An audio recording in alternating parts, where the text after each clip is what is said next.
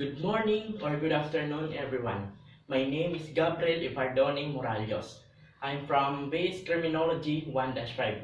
I'm here to present my topic entitled Differential Opportunity and Drift Theory. But before I start, I hope you listen carefully and understand what I'm saying. I hope you enjoy.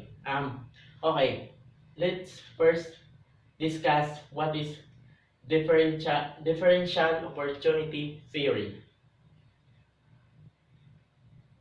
So, differential opportunity theory is an idea that people, usually the teenager from low socioeconomic backgrounds, they says that there are a few opportunities for success, and they will use any means at their disposal to achieve success, and those means are literary or generally referred as the subculture. Okay, we have also a founders for differential opportunity theory. First founder is Richard Cloward. Okay, Richard Cloward was born on December 25, 1926. He is an American sociologist, an author, and activist, and he is also a professor for 47 years at the Columbia's University. And he died on Manhattan, New York City on August 20, 2001 due to his lung cancer. And this is the pictures of Richard Cloward. Okay. Second founder is Lloyd Olin. Okay. Lloyd Olin was born on August 27, 1918. He is also an American sociologist and a criminologist who taught at Harvard Law Schools. But Lloyd Olin was died on December 6, 2008 at the age of 90. Okay. And this is the picture of Lloyd Olin. And differential opportunity theory has three types of gang. Okay, I will discuss later. Wait. Three types of gangs. Okay, let's start with the first one. The first one is criminal gangs. So, when we say criminal gangs, it is the person developed from the areas conventional and um, conventional and in the conventional and of values of their society.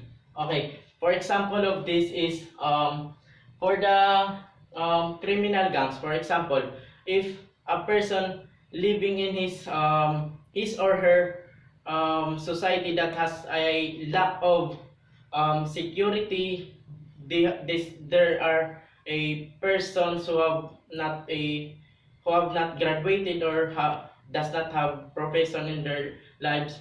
It maybe they will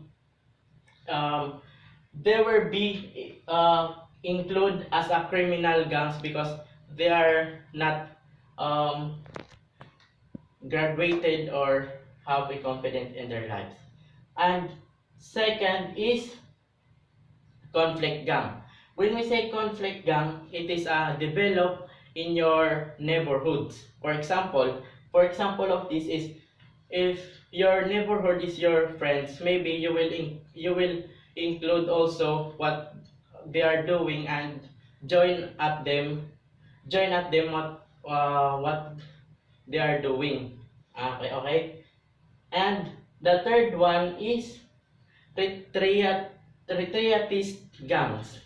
When we say retriatist gang, it is a members of it is a members of double failures. For example, there is a person who abandoned from their family. It is first failure, and he also broke of his or her girlfriend or boyfriend, and that's the second That's the second failure. So that it says this retriatist gang that those people who failure from that kind of problem will be a member of retriatist gangs. Okay, and that's all with the differential opportunity theory.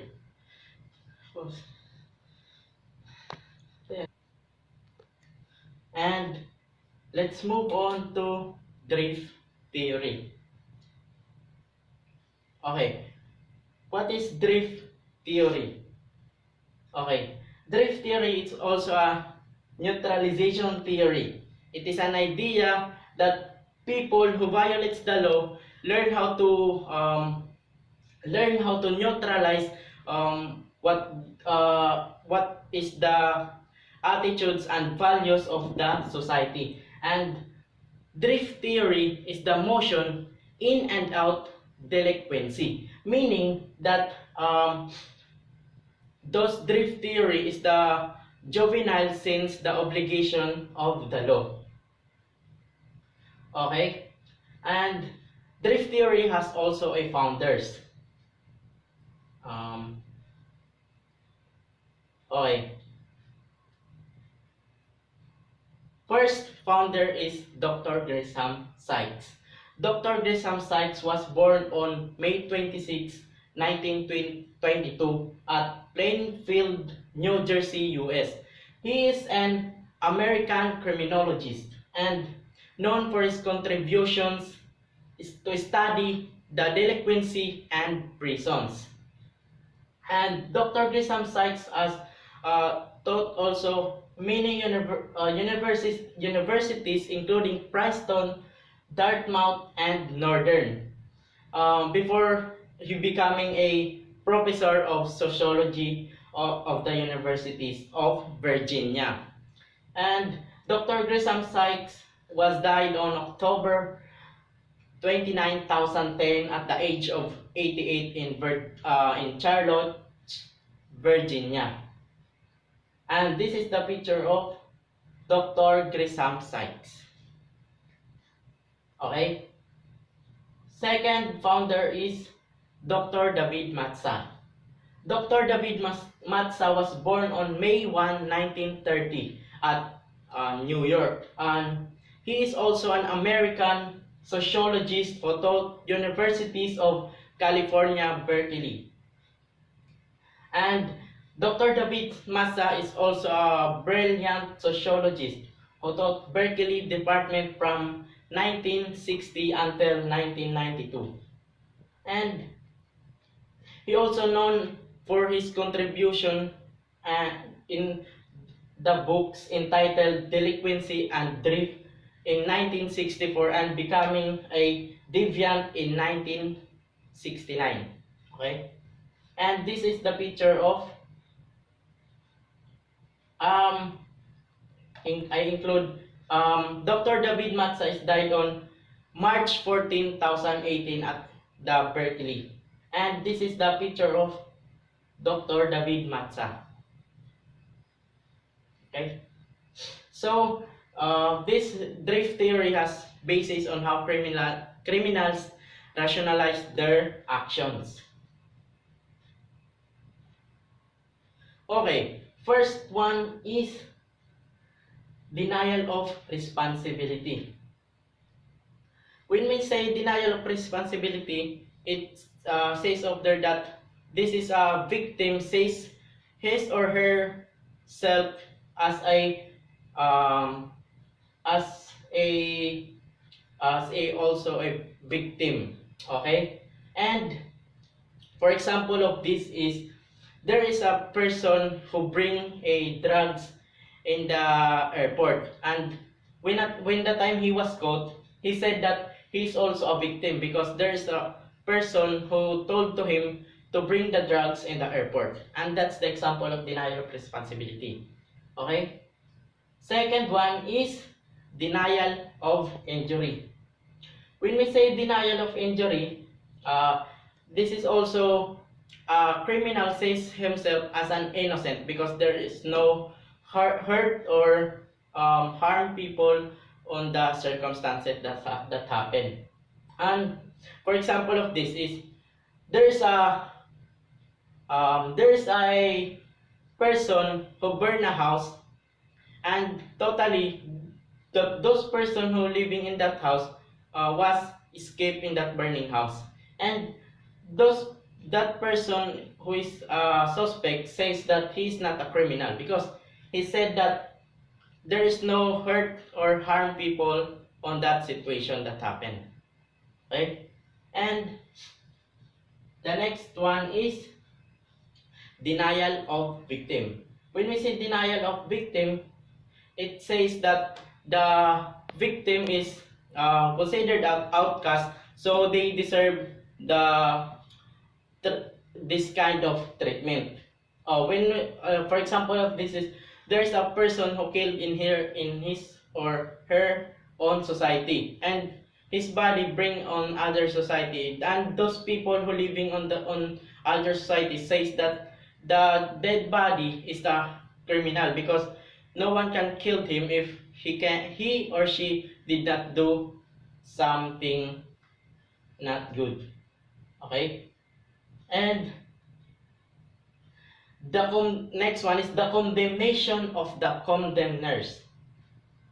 Okay. When we say the condemnation of the condemners is it is the says that the criminal says the labeler a deviant disguise.